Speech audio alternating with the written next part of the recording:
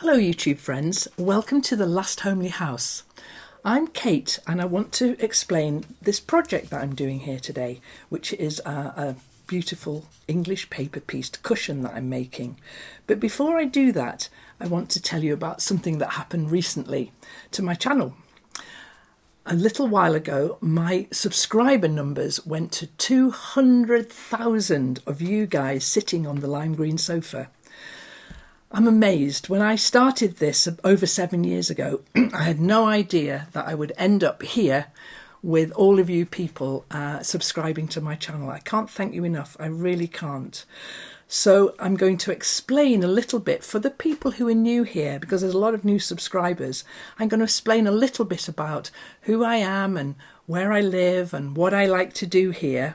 I'm also going to leave some playlists in the description down below where you can find out more about why this channel is called The Last Homely House. I've explained that a few times, and so I'm going to leave those videos in the playlist down below. But I'm also going to be talking to you about the other things that I do here. So I live in this cottage in the north of England in a lovely county called Northumberland, which is absolutely beautiful. And I love living here. And I love doing the things that I do, all the different crafts, and a lot of it's sewing, but I like to do knitting and spinning and felting and all those other things as well. And today, though, I'm going to be talking to you about English paper piecing. This is a cushion that I made a few years ago, and we had it as a kit in the shop in a wonderful colourways of Free Spirit fabric from the K Facette collection, red and blue and green and orange. They were absolutely gorgeous. And when that cushion kit sold out, we decided that we would stock it again. And when I say we, before I go any further, we here is my daughter-in-law Anna, who helps with the filming and the editing, and my daughter-in-law Rita, who helps with designing the shop products with me and making all of that happen. So Rita is responsible for putting this kit together, which is now available in the shop. So I want to show you what this kit's all about here. So I'm going to baste one of these hexagons and chat to you. So this inch hexagon, you have these in your kit, is just the right size to fit onto a quarter of a charm square. So cut it very, very carefully. And then I don't bother cutting the edges off. You can if you like. I don't mind the edges. So then I'm just going to baste this hexagon with just scrap thread. Don't use the lovely thread that comes in your kit. Use just any, basting thread. I know there are people who like to glue baste and also do some other clever thread basting, but my mum taught me how to thread baste, and so that's what I do. Okay, so when you get to the last bit, fold that bit over, press it with your thumbs, and then do one stitch there, and then another over stitch so that that stays in. And then it'll look like that on the front. Just a point about this kit, if you're interested in it. The packet of paper templates that you get, there are more than you need. There are 100 and you only need 72, so there's a few extra. The packet of fabrics that you need enough to make 72 hexagons, plus the backing fabric, which I've got on the board behind me here, and you actually have a couple of extras of those too. So don't go ahead and make all of them into hexagons. Actually read the instructions and make sure you keep some behind for the backing. But I want to explain to you about where those backing fabrics are. I use a design board all the time. It's this thing behind me, and it's two huge pieces of styrofoam or polystyrene that I got from the builder's merchant, covered over with a kind of furry fabric. This is curtain lining on the board here. But when I'm doing a small project like this, I like to make a small board, so it's very easy to carry around and very easy to design. So I've got a piece of this stuff, and I'm going to cover it now with a little bit of spare quilt wadding, because if you're a quilter, you've got spare quilt wadding, haven't you? I know you have. So I'm going to show you now how I cover that. so that then I can start designing this cushion.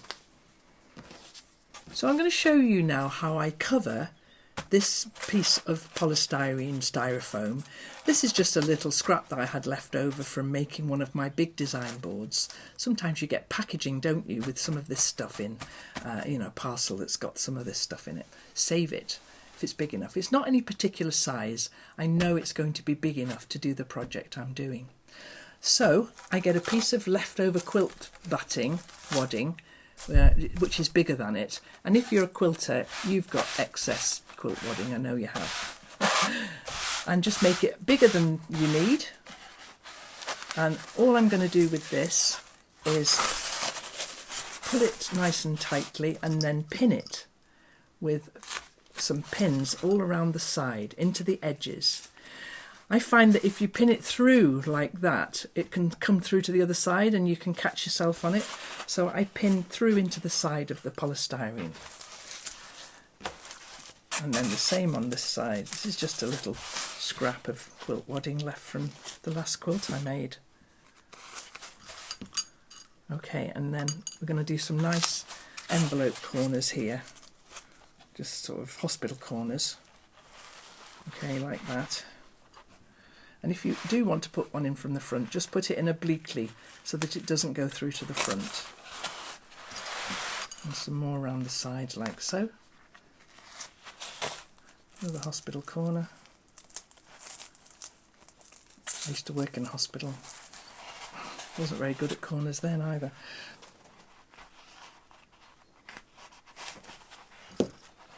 Okay.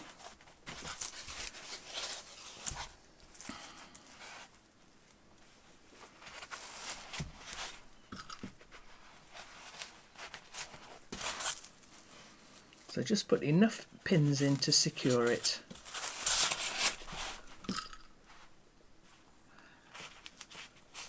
And then what you have on this side is a small portable board, and you can lay these out so that you get a design that you find pleasing,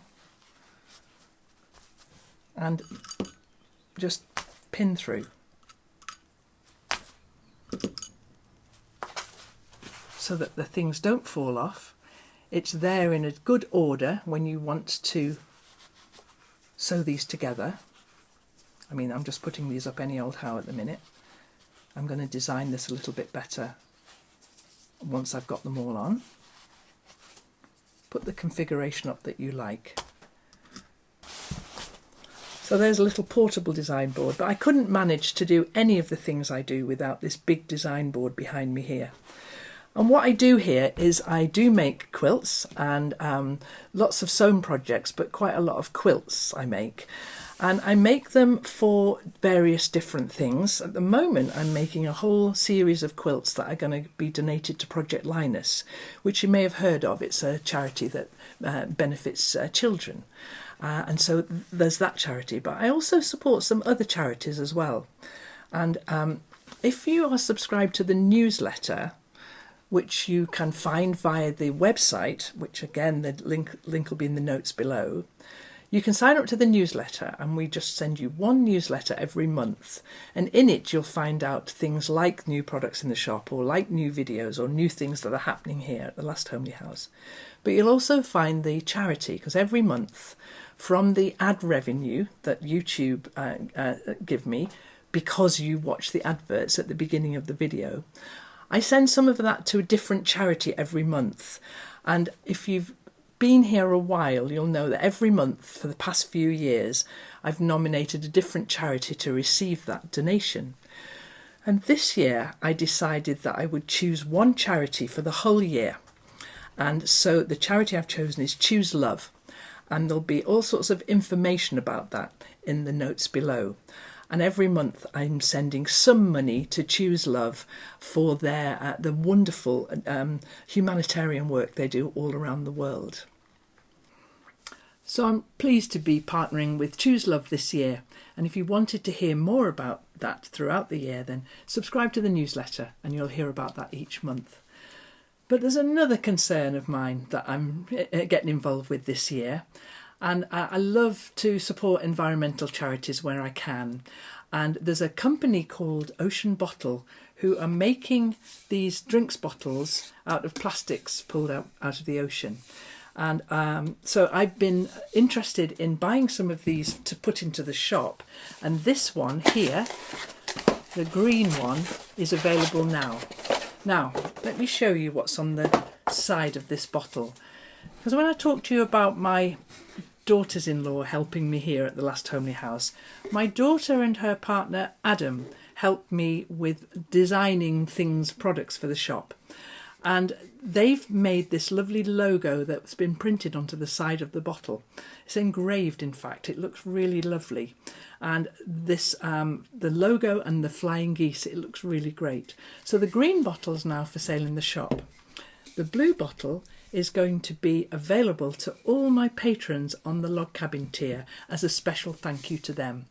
So check the Ocean Bottle website to find out more about their work and how they work all over the world to clean the oceans of plastic. I think it's a very worthwhile thing to support, and it's also a very good idea to stay hydrated. Patreon's something that I do every month, and I have different levels with a diary and a series I call One More, which is all sorts of different bits and pieces. And so Patreon is something you might want to check out. This configuration, it's 8 across and 9 rows. So 1, 2, 3, 4, 5, 6, 7, 8. So it's 8 across and 9 down. And I'm just going to lay these out any old how and then move them around. This is my favourite part of quilting or designing anything, is this part, is laying out all these beautiful fabrics. And there's a clever trick you can do with your camera on your phone. If you take a picture of it when you've got a layout that you like, and then turn that picture into black and white. It's not my idea, it's a very much used idea in art and quilting and all sorts. And you'll be able to see the distribution of lights and darks, and so that you can see if you've got too many concentrated in one area. So I'm just going to put all of these on here, 8 across and 9 rows down, and then get a layout that I find pleasing before I start stitching it together. I've got a few more to baste, but we're all good here.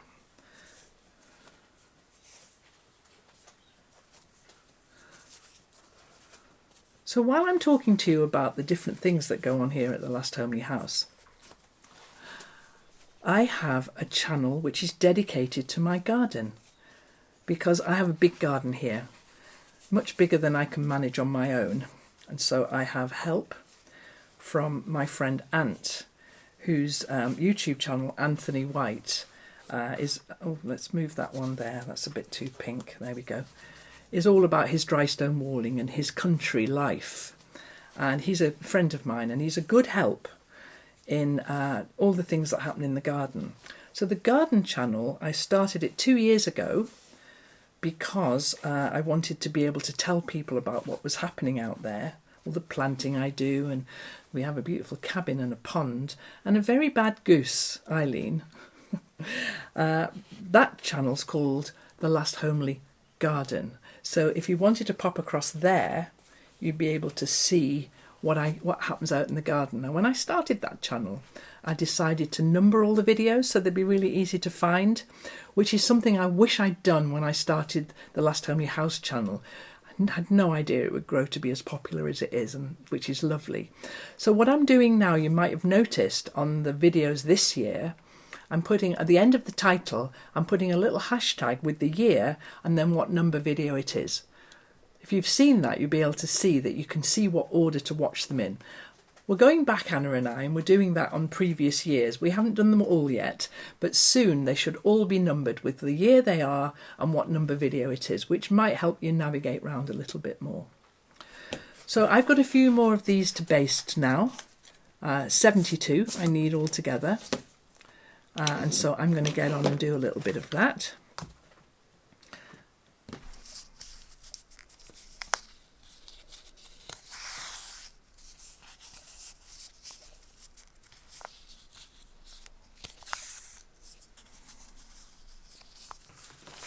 So while I'm basting these hexagons, I've invited Anna Hello. to pop in because I love all these colours. that one's lovely. That's the strawberry thief. Yeah, and that one too. Oh, that's beautiful, I do love these William Morris. And the way that, Kay Fawcett has recoloured them. You might hear Anna's dog in the background. Yes, it's just Frank lying down on the floor. Anna brings her... So Anna works with me here, and she lives nearby. She's married to my son, John. Mm-hmm. And when she comes to work with me, Frank comes as well, and Frank's her dog.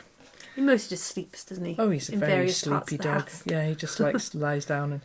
And also kind of... he doesn't chase the cat, but he kind of looks at the cat with interest. The cat now, she's about 13 or 14 years old, and she mostly just sleeps all day, doesn't she? She does. And so what I've invited Anna in to do is that oftentimes, I'd love it if you left comments in this video as well, but people leave comments in the below videos and on the Instagram. We have an Instagram and a Pinterest. Yeah, Patreon as well. Patreon, yeah, but all over the place people leave comments. Mm-hmm. And we do our best between the three of us to answer as many as we can. Yeah. But there's definitely a theme, isn't there, of frequently asked questions. Yeah, definitely. So I've got Anna to make a list of the ones that get asked all the time, and I don't know what they are. She's going to shoot them at me, and I'm going to answer them. So okay.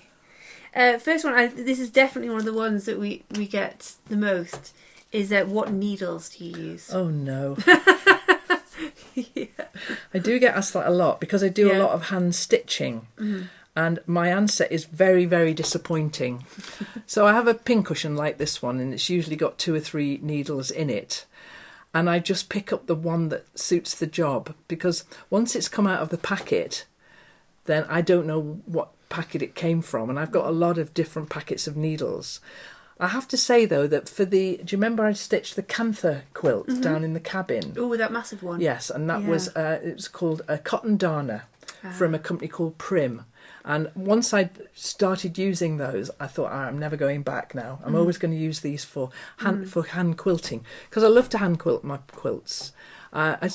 Sometimes, so with the Project Linus quilts, I'm not sewing, am I? When I've got a few of them, I send them to my friend Kath in the Borders, who's a long arm quilter, and she does those for me.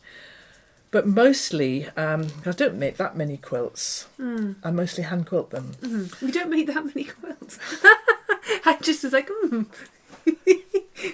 I do actually make quite a lot of quilts. It's true, I do. I do make a lot of quilts. Yeah, it's great. But okay. But I do hand quilt most of them, which I really love to do. I like how long things take me to do. I don't need a quick finish on anything. It's all to do with the process for me, and the product is almost like an afterthought, really. I mean, it's lovely to have the product. But it's the making it. I love that. I love the making of things. Yeah, so I use the Prim cotton darners to do my big hand stitches, because I do fairly big stitches when I hand quilt. But when it comes to something like this, I'm going to disappoint you with my answer. I use whichever needle will suit the job. But do you find that you find one for a little while, you don't know where it's from, but you're like, this is the one? Yeah, that's right. And so I've been teaching Anna how to quilt. We did a series, didn't we, where I taught you to quilt here. Yeah. Again, another thing in the notes below. And Anna made her first quilt on the channel a couple of years ago. We finished it last year. And you had and you're also making a hexagon colour wash Liberty thing, which is so beautiful. And you have a needle that you really like, don't you? Yeah, and I used it for so long, and then Johnny, John, my son, he was like, oh, let me have a go, and then 20 seconds later lost it. Lost the needle. Yeah, and then I didn't find it again until we renovated our house and we moved the sofa, and then it came tumbling up. There it's amazing that you found it again. I was so pleased that that's the one I use again. No idea where it came from, though. So John's a bit of a tinker, and he sometimes pops his head into videos, and he did he sewed a quilt together a couple of years ago now. Last year. Again, it was last year. Yeah. I'm not remembering Mother's Day last year. For Mother's Day last year, I had a load of quilt blocks. That was hilarious. It was. Anyway, I need him to come back and finish that quilt. Yeah, he wants to, doesn't he? I know he wants to, but he's the busiest person on the planet. He is very busy. Yeah. So so needles. Sorry to disappoint. Just if you've got a needle that you love to use for either hand stitching or whatever, well, hand stitching, that's what needles are for, then stick it in the comments below so that we know. And if you ever find the perfect needle, we will announce. Tell the world. I'll try it. Yeah. I'll try it. Okay. Thank Next you. one. Terribly disappointing answer. You'll know what I'm going to say now, because this is the one we get. Is this the question we get asked all the time? Yeah. What tea do you drink? Okay. So I like to drink a lot of tea, and Anna, fortunately, she likes it too. I do. And so we have this teapot, pretty much, and this is the second pot today, isn't it? It is, yeah. And I have it in my enamel teapot, my green enamel teapot that Martha bought me. And the handle's very, very, very hot. If you pop it back here, very hot indeed. So you need to have a holder. And my little tea cozy's on there. And I drink black tea, but it's not caffeinated tea. It's rooibos tea, red bush tea. And we both just get through gallons and gallons of it, don't we? Yeah, just one tea bag. One tea bag in that whole pot. And we get about 3 cups each out of it, don't we? More, probably more, yeah. And once it's empty, we start again. And so that's my drink of choice. I don't drink ordinary tea, black tea. No, not like how people imagine English tea to be. I think people think that we here in the UK we drink tea all the time, and we do, but we're not drinking it like afternoon tea, are we? No, we never had milk, could we? It'd be weird. No milk. It's almost just one step up from water, I think. Yeah. Because it's so weak, but I do love it. Yeah, and I do drink a lot of water. A lot of water. Yeah, me too. I fill this up maybe 3 or 4 times a day. Yeah, okay, so that's the tea I drink, and I would heartily recommend it. It's absolutely delicious. It's really good for you as well, isn't The it? brand in the UK that I buy is called TikTok. But yes, it is good for you. But you can get it in all sorts of different brands. Do it, and it's very delicious indeed. Okay. Okay. Do you know something though? That wasn't the question I thought you were going to ask me. I think this one might be. Oh no, I don't think it is. Oh, isn't it? Okay. I think I know the one you mean. You do, though. don't you? This one is, how do you bind hexagon quilts? Apparently, lots of people asking this. Ah, right. Because you get this sort of crenellated edge. Yeah, and if you've never done it before, that must be quite. Well, you look at it and you think, well, where am I taking this to? This cushion ends up square, so you have to deal with the edges somehow, and you just make a decision on where you're going to take your seam to, and I would take it there and right through the middle of there. And I would bind it to those edges. And that's the simplest way.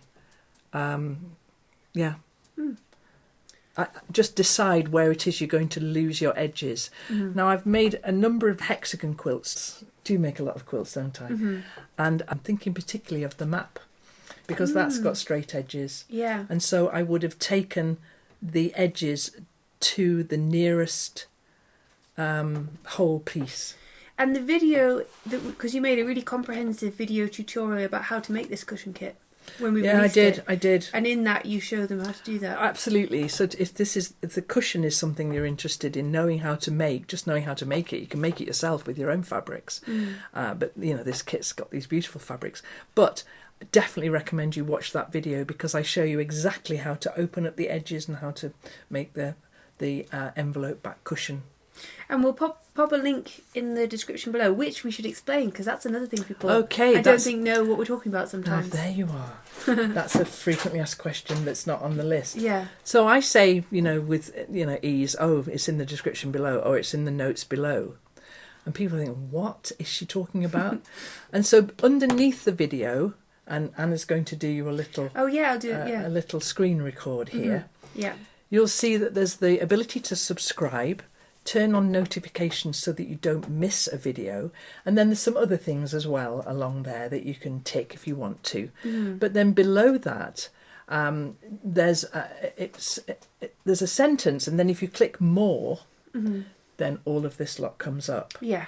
and the playlists and the links to the shop, the links to Patreon, all the links to the things that we use all the time will all be in this, the notes, the description below this video. And so if you don't know what I'm talking about, because I know some people watch my videos on their flat screen TVs, which I think must be quite scary having me that big, but there you are. I must look like a big newsreader on the screens there.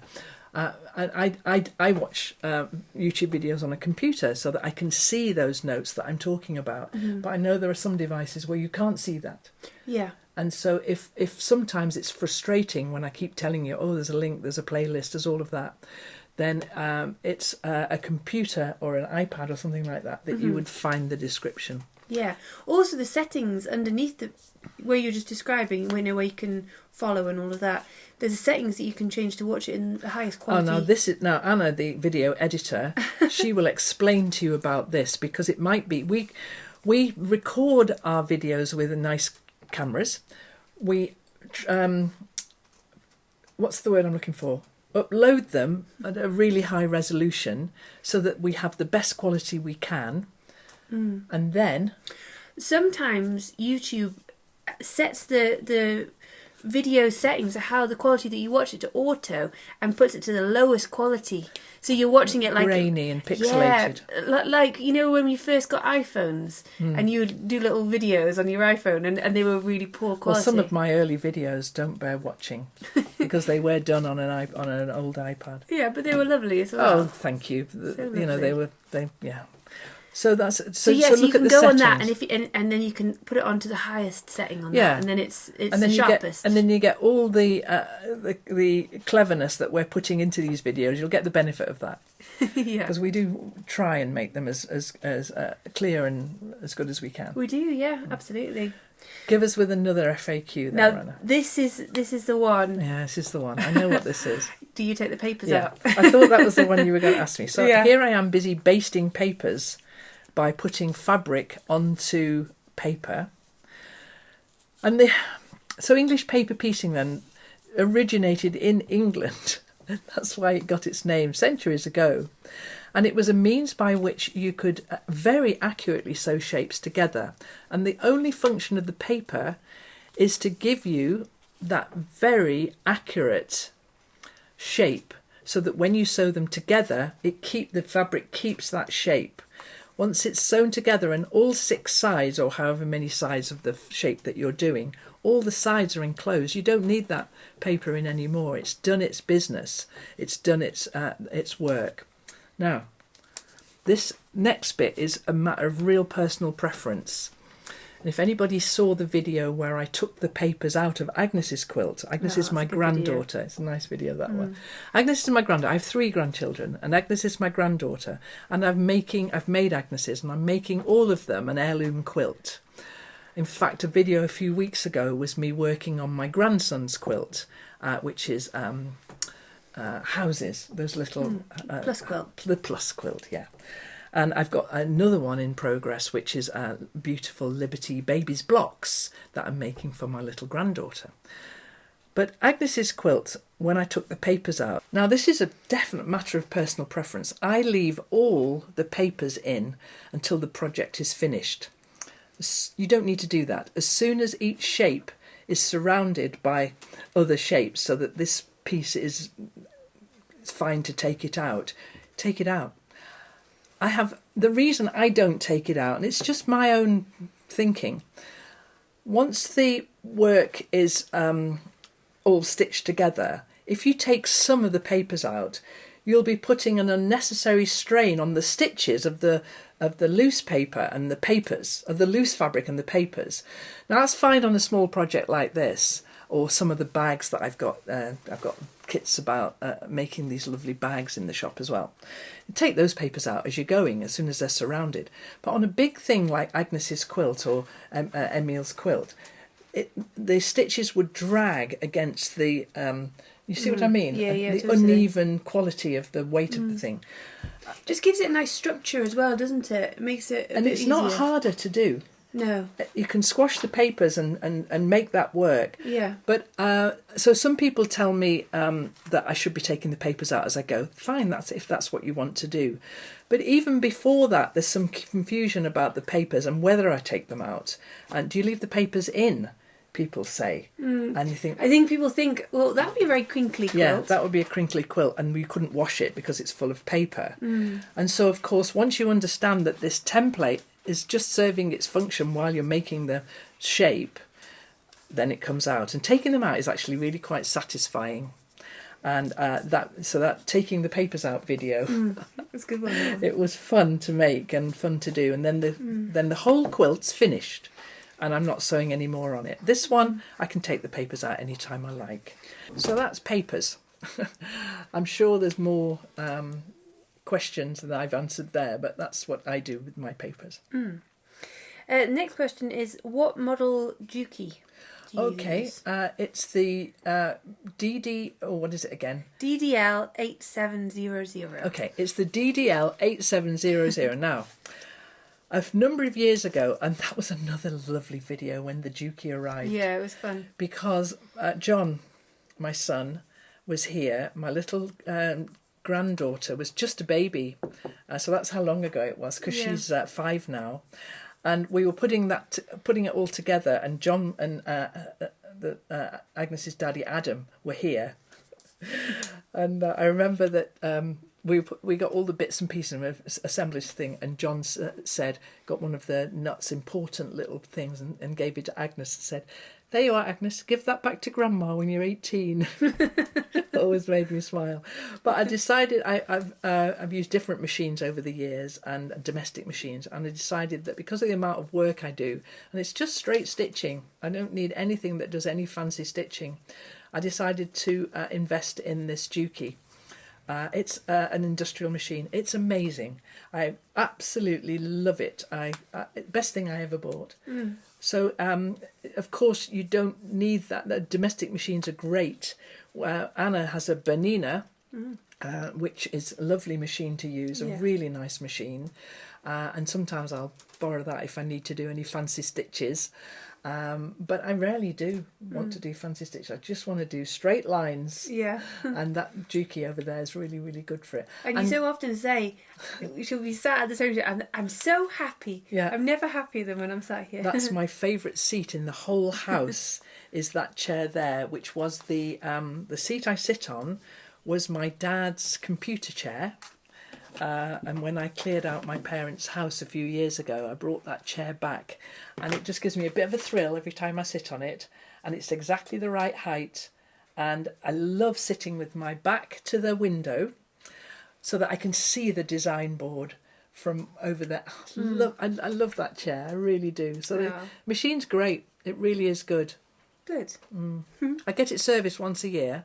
As a guy comes, and because it's got a big oil well underneath the machine, which keeps it continually lubricated, and he comes and he checks everything and adjusts anything that needs adjusting once a year, and that's a useful thing to have.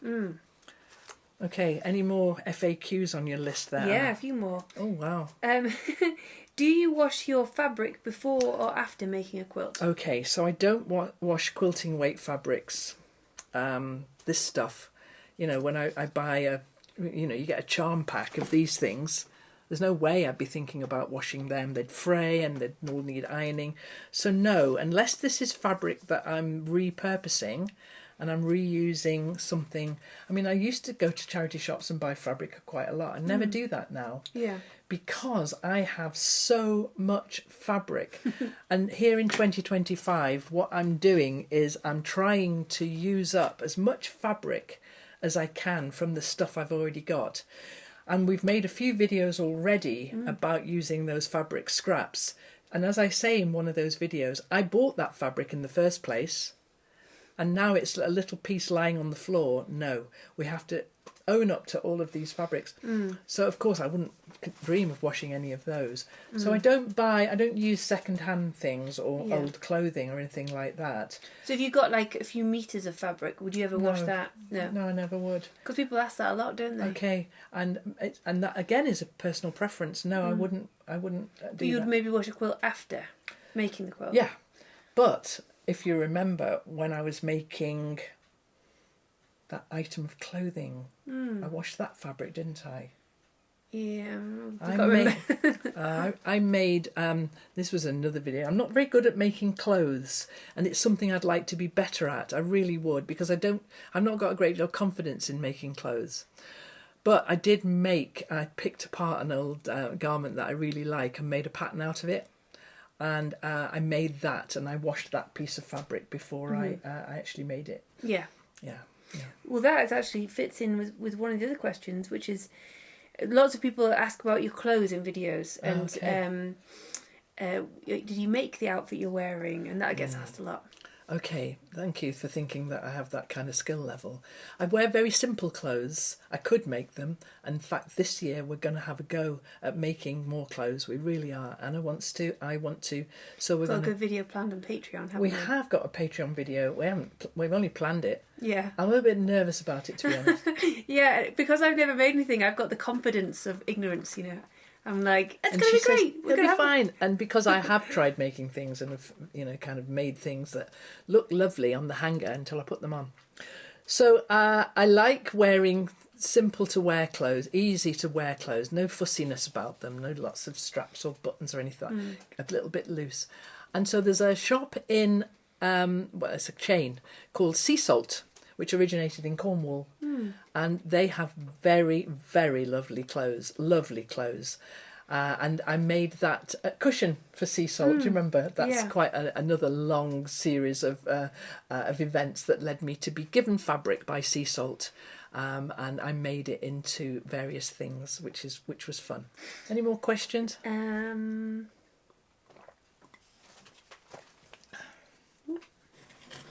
I think that's it. Actually, no, there is one. How do you deal with cat hairs? Oh, cat hairs. Get Well, asked that a lot. I do, yeah. So the cat. So if you've got a cat, I don't know if dogs do this, but cats definitely. So I'll have a project like this, all beautifully laid out exactly, not with pins in maybe, but or a big pile of fabric, special fabric, Liberty fabric, really beautiful fabric, or something, a quilt that's in progress, and I'll have it on the table. And I'll turn my back for 5 minutes, and the cat will have found a corner of it and snuggled into it and gone to sleep. Which is why, the other reason why the design board is such a godsend, because not only can you do that marvellous thing, which is step away and look at something from a distance and squint a bit and see how it looks, but the cat can't sleep on it. So I tend to put anything, well, this, once it's all pinned on, I'll just stand it upright. But anything else that's around that is a potential cat bed, because that's what the cat thinks. Thank you for putting this lovely warm cat bed out for me, Mum. I'll just pin it on the board there. So how do I deal with cat hairs? That really, just like that. And I've also got a thing that I'll show you that as well. That I get the hairs or the threads off the board with that. So I think there are probably loads more questions that people want to know the answers to. So you must ask them in the description below. No, in the comments below. And so I think one thing, though, that I need to explain for people who are new here, I've mentioned it a few times now, and that's my lime green sofa. And you think, what's she talking about? What is this lime green sofa? And the sofa is my community. It's all of you guys. And I think this was something that came about in the pandemic, where I posted videos about all sorts of things that maybe a whole new audience saw, because people had a lot more time on their hands and they were looking for content like this, which is creative, crafty sort of stuff. And so I kind of had this idea of all of you sort of being together down in the comments section and recognising one another by being on the lime green sofa. Why is it lime green? It's my favourite colour. I love pink and I love green, but especially lime green. And the notion of this sofa has gone all around the world. And on New Year's Eve, Anna and I make a video that ends at New Year's on New Year's Day, Greenwich Mean Time at midnight. and everybody who's sitting on the sofa all around the world. I'm passing down virtual snacks. And it may be such a fanciful idea, but a lot of people really, really love it. So much so that we made a tote bag that's in the shop now with the lime green sofa. My daughter Martha drew this wonderful image of the lime green sofa. So you can find your own place on the lime green sofa and join us all. Why lime green? Could have been any colour, but that's what it's called. So I invite you to join me on my lime green sofa. Put a comment down below. One of us will look at it and try and get back to it if we can. But please excuse us if there's a lot of comments if we can't get back to them. The last video that went out had over 1,000 comments. And sometimes we just can't get to all of those because we have these other places that we are as well. And so bear with me. But what I would say, that if you're down in the comments section and you see something that you know the answer to or you want to support and agree with, do it. That's what it's all about. You answer that person or you say hi to that person. That's what I love about my community. Yeah, it's so nice, isn't it? It's really, really lovely. Everyone's so friendly as well. You know, you hear yeah. about people who have YouTube channels and all the trolling that happens, all the mean people. Yeah, nothing we don't get that on the lime green sofa. Don't. So you can join me on the lime green sofa. Click the notifications bell so that you won't miss when we post another video. And check out all the things that we've talked about in this video. And the garden channel. Now, there's not a lot going on the garden channel at the moment because it's kind of pretty wintry out there. The garden's just waking up. We've got some snowdrops coming and the daffodils are starting to open up and the pussy willow's all in there and its lovely little buds. And so we will be getting going with the garden channel again soon. But yeah, check out Patreon and the shop and Instagram and Pinterest and all the things that Anna and I have developed over these last 7 years. And thank you very much, 200,000 of you, for joining me here. Amazing, isn't it? I love it. It's absolutely wonderful. It really is. Thank you. See you next time with something else. But I'm going to get on now and quilt this. I'm going to sew it all together. And I've got some ideas about how I'm going to finish it. I'll tell you about them when I get to that point, and how I'm going to quilt it and everything. Yeah, I'm interested. Yeah, it is. It's going to be fun. Did you enjoy that video all about me making this cushion kit? At the time of recording, I didn't have the instruction booklet, which has been put together by Martha and Adam, and it's brilliant. Everything you need to know about making this cushion is in there. And in the kit, there are the templates and the fabrics and the thread, but at the same time as getting these templates, I bought these templates for you as well. So I've got the house pieces, in case you wanted to make some of these blocks, and I've got the diamond pieces, which I'm making this little block for my granddaughter. These hexagons will be available separately, but they're also part of the kit because you need 72 of those hexagons to make this cushion. So those are all in the shop right now, so you could hop along to the shop and see what's for sale there, which includes these water bottles as well, which I absolutely love. So thanks so much for watching. I loved answering those questions. If you've got any more questions, put them in the comments below and we'll try and get to as many of them as we can. And I'll see you next time here at the Last Homely House with something else.